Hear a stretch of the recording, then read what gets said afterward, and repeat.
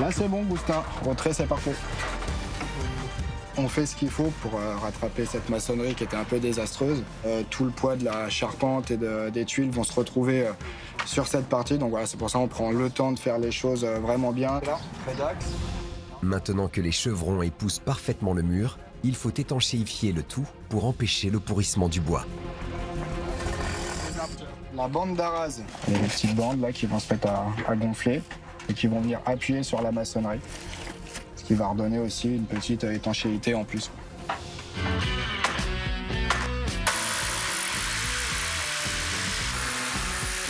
Le mur est maintenant droit, mais avant de démarrer la surélévation, il faut encore poser ces pièces métalliques appelées des cornières. Les 4 pièces métalliques de 30 kg chacune vont être disposées de chaque côté des murs porteurs. Elles permettront de répartir les charges de cette charpente de plus de 2 tonnes. Pour ce qui est des nouveaux murs, c'est un chaînage qui, en ceinturant l'ensemble, compensera le poids et permettra d'éviter l'effondrement du bâtiment.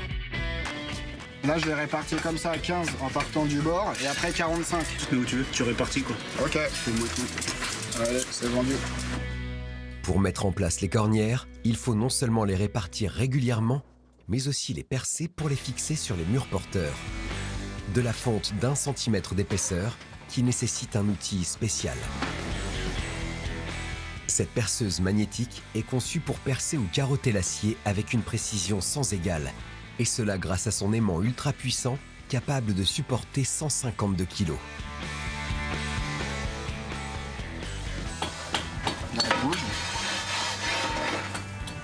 Une fois que tu allumes l'aimant, ça bouge plus. J'ai peur de faire cramer la mèche, non? S'il n'y a rien du tout pour lubrifier un peu, quoi. Si. Ah, si t'as ça, c'est bien.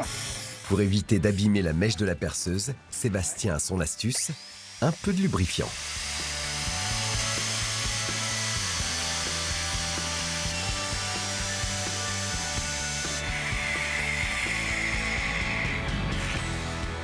Mais reste encore un dernier détail à régler.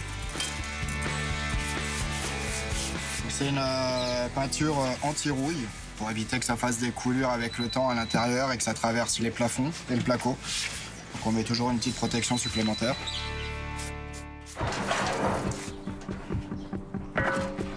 C'est un peu vers moi, 1 centimètre si t'as besoin. Ouais, trop là, non? Je suis au trait, moi. Après, je sais pas si tu veux que je pose plus ou... Ouais, si, j'ai 2-3 000 gens. 3000. On partage la sauce.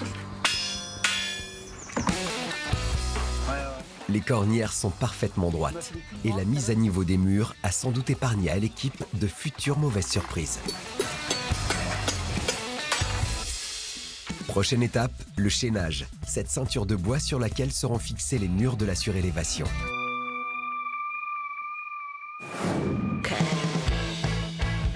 À 700 km de là, dans la banlieue toulousaine, cette maison, elle, est sur le point d'être transformée. Cette famille avec 2 enfants vit ici depuis 6 ans. Avec le télétravail, les parents rêvent d'un étage supplémentaire et ainsi gagner de l'espace indispensable à leur nouveau mode de vie.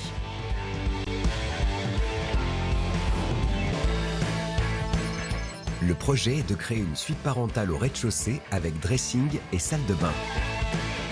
Et à l'étage, d'aménager 2 chambres et une salle de bain indépendante pour les 2 filles. Pour mener à bien ces travaux, ils ont fait appel à Laurent et Arnaud, son chef de projet, qui a dessiné les plans de la surélévation. Bon, alors, on va faire le point sur notre projet. Donc ça, là, sur cette partie, on va voir tous les murs extérieurs de la maison. Donc ça va être vraiment notre structure de base. Nos porteurs. Nos porteurs sur lesquels on va s'adapter. On va venir poser nos murs au droit de nos murs porteurs. Alors par contre, on se rend compte qu'on est dans le vida. D'accord.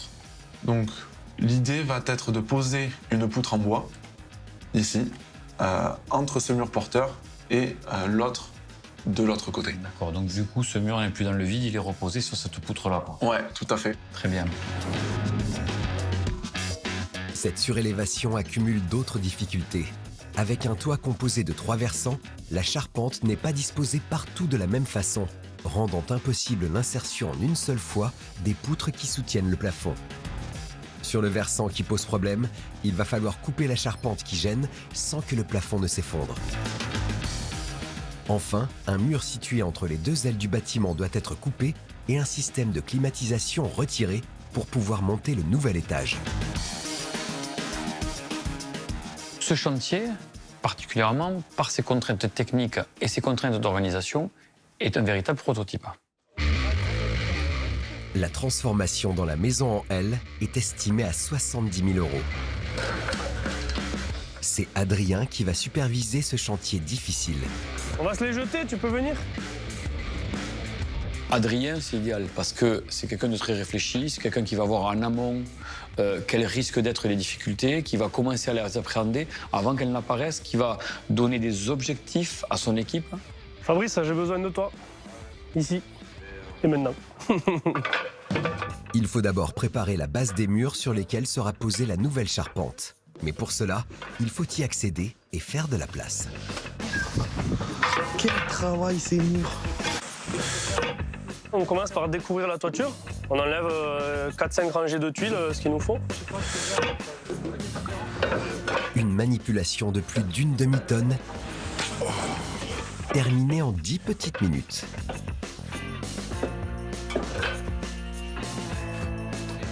Voilà comment on va manger. Les murs porteurs sont maintenant accessibles. Mais impossible de poser en état les murs du futur étage. En cause, la charpente qui gêne. Alors, pour surmonter le problème, des mini-poteaux, appelés potelets, vont être surmontés d'une planche et permettre ainsi d'accueillir les murs de l'étage en plus. Tout l'enjeu consiste à placer les potelets avec précision et aplomb. Sans quoi les murs ne seront pas droits et c'est le nouveau toit qui risque de tomber. Essaye de mettre direct d'aplomb, Fab. Le premier potelet va servir de référence. Il faut donc qu'il soit parfaitement posé. Il faut clouer de ton côté, la potion. Attends. Pour ce faire, les charpentiers utilisent un cloueur automatique. Vas-y. Équipé d'une cartouche de gaz, il est capable de tirer jusqu'à 3 clous par seconde. Le cloueur fixe solidement le potelet à la base de la charpente. Vas-y, non.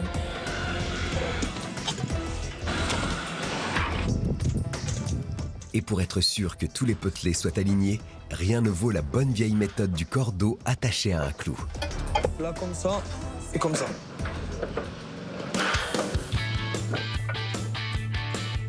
Il est temps de s'attaquer à un autre côté de la maison. La façade avant. C'est là qu'il faut retirer les gaines du système de chauffage. Elles empêchent de passer les poutres qui doivent soutenir le plancher du nouvel étage. Si on n'enlève pas ces gaines, en fait, on a les poutres espace qui vont venir les écraser. Et donc après, ils ne pourront plus les retirer, ils ne pourront plus les passer au bon endroit, etc. Voilà, vraiment, dans l'ordre, il faut d'abord que les gainables soient enlevés et ensuite qu'on glisse les poutres espace. J'ai pas voulu y toucher. Ça, c'est les... c'est branché, il y a des sondes. La caméra, on l'a réglé, ça. Dans sa tâche, le chef d'équipe est aidé par le climaticien. Attends, il y a des câbles branchés, là. Il vient s'assurer que le système de climatisation est retiré en toute sécurité. Il règle rapidement la question du boîtier et enlève les gaines électriques. Là, faut tout motoriser, là. À peine les gaines de chauffage retirées, le camion chargé des poutres qui vont soutenir le futur plancher arrive.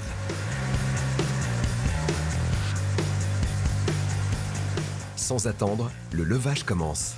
Ces poutres porteuses sont la clé de la surélévation. Pour les lever, Christophe, le grutier, est à la manœuvre. Donc là, on les glisse dedans. Insérées dans la charpente, ces poutres dites poutres espace sont une base solide sur laquelle va pouvoir reposer le futur plancher. Elles serviront également à soutenir le plafond du rez-de-chaussée quand l'ancien toit sera enlevé. Mais à cause de la configuration particulière du toit à 3 versants, seule une partie de ces poutres sont parallèles à la charpente. Du coup, le reste sera posé à la fin du chantier. Oriente un peu par là, là. Ouais, là. En attendant, il faut glisser les 15 premières poutres. Avec 7 mètres de long et 90 kg, l'opération est délicate. Là, c'est bon. Oh là là, il était chaud le Christophe. On peut y aller, Fabrice, là? Ah, attends. C'est bon ou c'est pas bon? Vas-y. Si on force en même temps, ça va. À la moindre faute d'inattention, la charpente peut se briser, entraînant l'effondrement du plafond. L'enjeu est donc de positionner parfaitement les poutres. Ouais, mais moi, je peux pas la lever d'ici. Moi, je peux rien faire. Je suis bras tendu dans l'intervalle de 20 cm, là.